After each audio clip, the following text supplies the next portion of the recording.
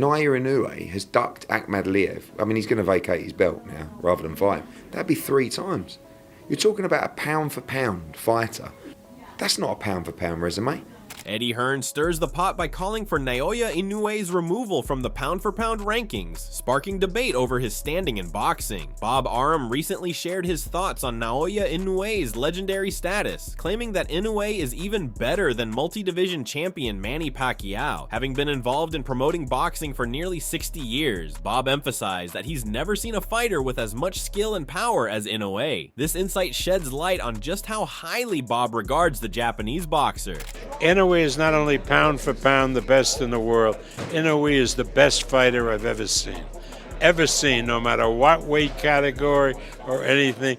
I have never, ever, in the almost 60 years I've been in boxing, seen anything like Inoue. Inoue, originally set to face Sam Goodman on January 24th, saw a change in his opponent just days before the fight due to Goodman's injury. Despite this setback, Bob Arum continued to praise Inoue's power, stating that he's never seen anyone of that size pack so much punch. This only adds to Inoue's growing reputation in the sport.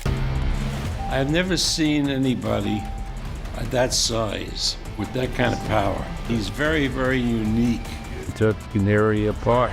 In response to the change in opponents, Bob Arum explained that Inoue's team had been prepared for such a situation. They had already lined up a backup fighter, ensuring that Inoue's plans wouldn't be affected. This preparedness highlights the professionalism and foresight of Inoue's team. Honda knew that Goodman had been cut.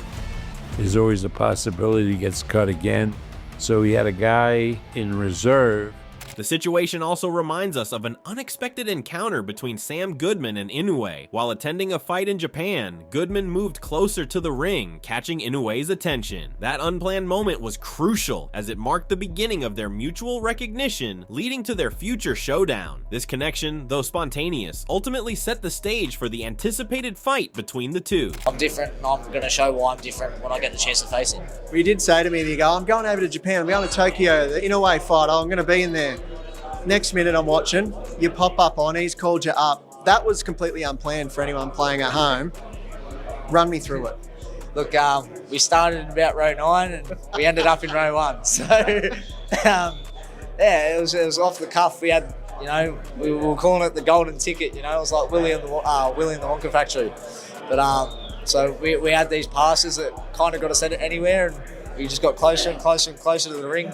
Eventually I could yell out at him and he caught us in the ring. So it's sort of how that came about. But yeah, it was nothing manufactured or planned before it. It was just, hustle our way to the front and see what we could do. Sam Goodman highlights Inoue's consistent activity and his readiness to face any challenge that comes his way. While Goodman remains optimistic about their fight taking place, he's quick to clarify that no official confirmation has been made yet. This uncertainty surrounding the fight only adds to the anticipation and speculation among fans. It's all allegedly at the moment. So allegedly, what's the story allegedly? Allegedly, it's mate, I've got nothing for you, so no, I can't break anything here. So it's all rumours at the moment, nothing absolutely done. And look, I'm hoping that we can get something worked out, and it is the Monster. So it's the biggest fight in boxing, it's the fight I want, and that's the one we're targeting. Is there any reason why it wouldn't be Inoue?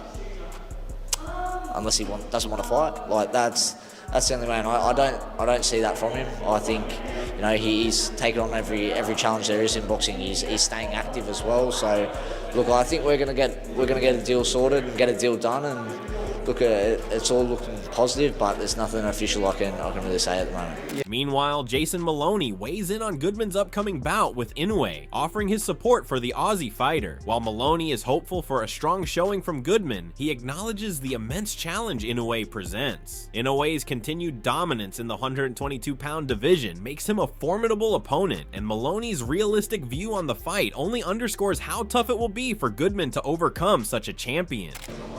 Talks to Sam Goodman going in there next. What do you think of his chances? Oh, look, you want to back your countryman and you hope he does well, but it's very hard to see anyone at 122 giving Inoue too much trouble. But yeah, mate, I'll back him and hope he does well in the fight. As Inoue continues to make waves in his current division, Stephen Fulton advises the fighter to consider moving up in weight as long as his body can handle it. However, Fulton also cautions against taking things too far, emphasizing the potential long-term health risks, particularly concerning brain injuries, even from smaller hits. His advice serves as a reminder for Inoue to balance ambition with the need for self-preservation, as moving up in weight can come with serious physical consequences. Do you think Inoue should stay in his division or should he go up? I mean, I'm not sure. He should keep climbing that ladder until you can't climb it no more. I mean, I feel like that's how I would do it. Or unless you feel like you're reaching that peak within your body and your age range that you just want to, stop before, too much brain damage or mental, whatever the case may be. Because no matter if you get hit a lot or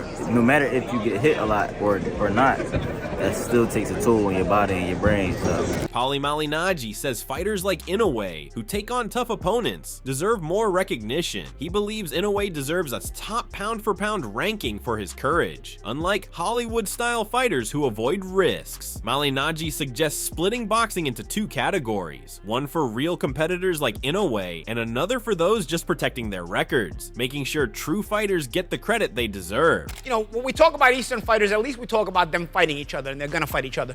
A lot of times when we talk about these Western stars, the conversation is who they're not fighting, why the fights aren't getting made,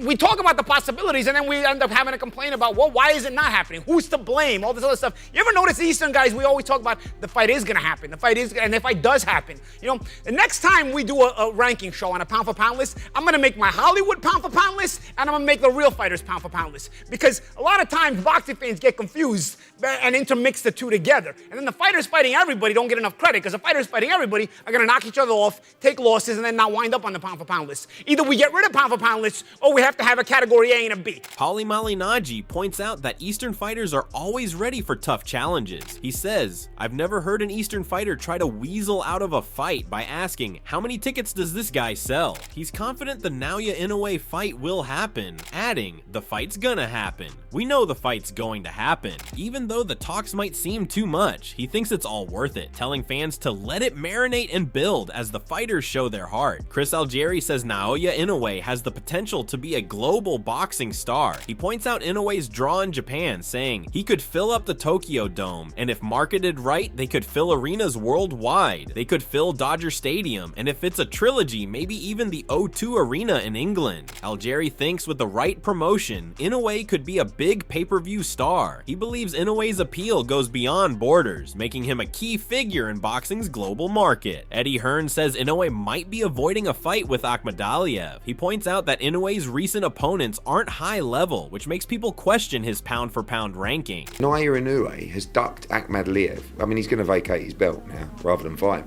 That'd be 3 times. You're talking about a pound-for-pound fighter.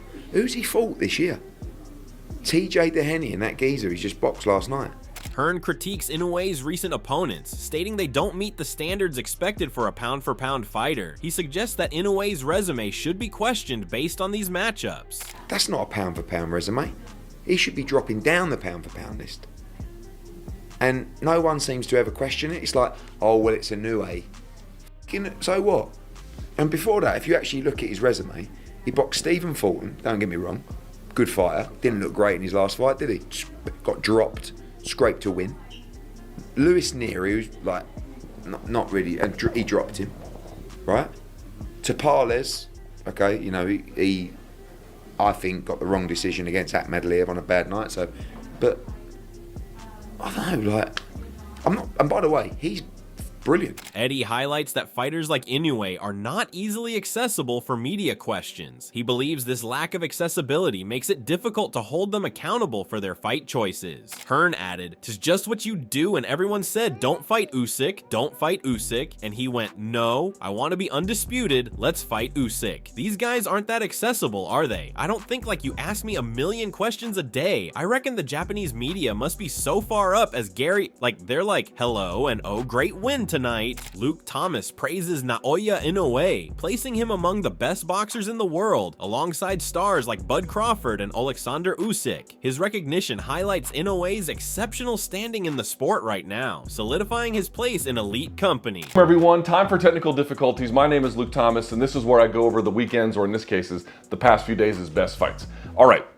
Let's talk about it. Naoya Inoue, maybe the best boxer alive. It's either him or Bud Crawford or Alexander Usyk. You can have that debate, but any conversation about who the best boxer in the world is that doesn't include this guy is a fraudulent one. Luke Thomas talks about Inoue's skills, saying his unpredictability with angles and patterns throws off opponents. He says Inoue mixes his jab and footwork to create openings. Thomas says Inoue's style is always changing, staying ahead by switching between defense and offense. Thomas also said Inoue's pattern confusion and punch doubling create openings for powerful strikes. Greg Hackett also reflects on Inoue's adaptability, particularly in his fight with Luis Neri. Hackett describes how Inoue first adjusted to Neri's cautious style before switching gears to a more aggressive approach, landing powerful punches. This shift in strategy showcases Inoue's versatility and intelligence as a fighter, making him a well-rounded and unpredictable threat to anyone in the ring.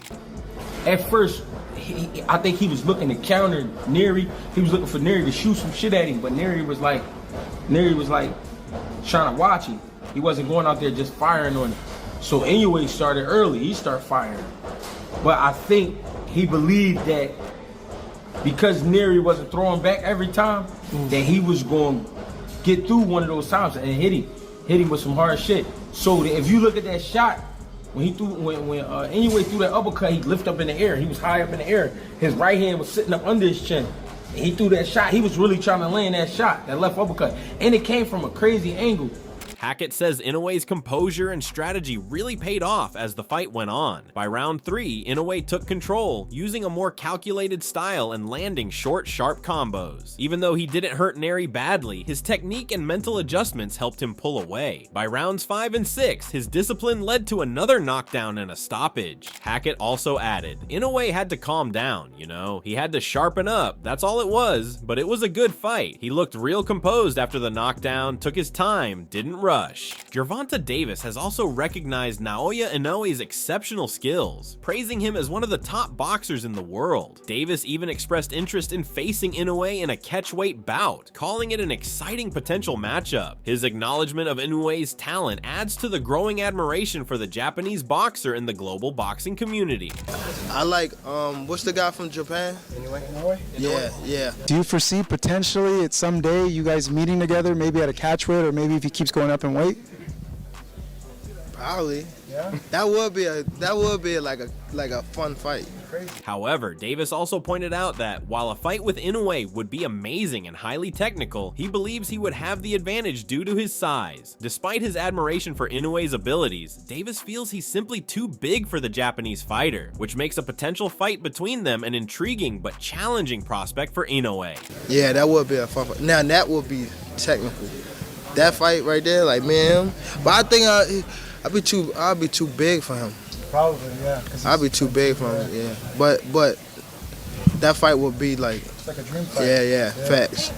Sean Porter, on the other hand, sees Naoya Inoue as a potential successor to Manny Pacquiao in terms of popularity and impact. He believes Inoue could become a major figure for the American audience, drawing similar admiration to Pacquiao. Porter notes that while Pacquiao jumped multiple weight classes during his career, Inoue might not follow the same path, preferring to stay at his current weight to deliver his best performances. Porter genuinely considers Inoue one of the best pound-for-pound champions in the sport today. I thought that between Isaac Cruz and Inoue, we might have the next fighter, foreign fighter for the sake of words, who could translate to the American audience. I do believe that is Inoue. Yeah. I think Inoue is the next Manny Pacquiao. Not at that going all the way up the weight class and all that stuff, but someone who's extremely explosive, eye-catching, and also inviting to who he is as a fighter and as a person. Yeah. It could be him, so I'm looking forward to that. Inoue himself has shown awareness of the competition, mentioning his thoughts on Kim and how he believes he could make adjustments to deliver a knockout when the two face off. His confidence in his ability to adapt and execute his strategy speaks to his readiness for any challenge ahead. 的にはさらっと見た感じで、あとは自分のボクシング Russian boxer Dmitry Bivol also ranks Naoya Inoue among the top 3 pound-for-pound champions in the world, alongside Terence Crawford and Alexander Usyk. Bivol's endorsement further cements Inoue's standing as one of the sport's elite fighters, highlighting his remarkable skills and achievements. Top 3? Who's the top 3 now? Usyk, Crawford, Inoue maybe. Barry Michael believes Sam Goodman was more than ready to face Naoya Inoue, praising Goodman as one of the best pound-for-pound fighters. Michael highlighted Goodman's resilience, particularly his strong chin and smart boxing skills, which made him a tough contender for anyone, including Inoue. Michael felt Goodman's combination of toughness and strategy had earned him the chance to fight a top-tier boxer like Inoue, signaling that it would have been a real challenge for the Japanese champion. However, with the fight now cancelled, these opportunities will have to wait for another time zero. He did. I knew he was going to come to fight. I looked at his knockout reel, and look, I don't think he's fought the opponents, the quality opponents that Sammy Goodman's fought. Sammy's beaten some quality world-class fighters, and he's proven that he's right up there with these guys. To fight the monster, no, in a way, I think he is probably maybe the best pound fighter in the world. But, Sam's proven that he's got such a great chin, such good boxing IQ, he's in with a chance. And at least he deserves. Goodman's promoter, George Rose, highlights the financial stakes of a potential fight with Inoue. Goodman is guaranteed $3 million, but a win could boost his earnings to $100 million, opening doors for bigger fights and rematches. A victory would elevate him to million-dollar man status, bringing major opportunities and financial rewards. Mate, we've seen he's guaranteed $3 million against Inoue, $1 million, $2 million. Can you confirm how many million he is risking? Well, a lot, a bloody lot. In the big scheme of things, it's probably 100 million.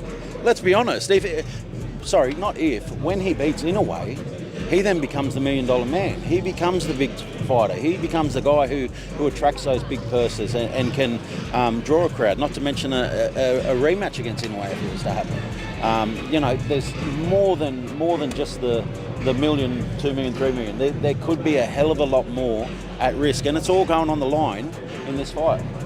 Meanwhile, Paul Butler raised concerns about how the cancellation could affect Inoue's legacy-building process. He noted that Inoue doesn't have many big-name rivals or high-profile opponents, and with this fight no longer happening, Inoue's chances of securing such a rivalry are delayed. While Inoue has continued to show his skill, Butler argued that without major rivalries, Inoue's path to becoming an all-time great might be limited, as these iconic matchups are often key to a fighter's lasting legacy. With this fight cancelled, Inoue's road to further solidifying his place in boxing history may face additional hurdles.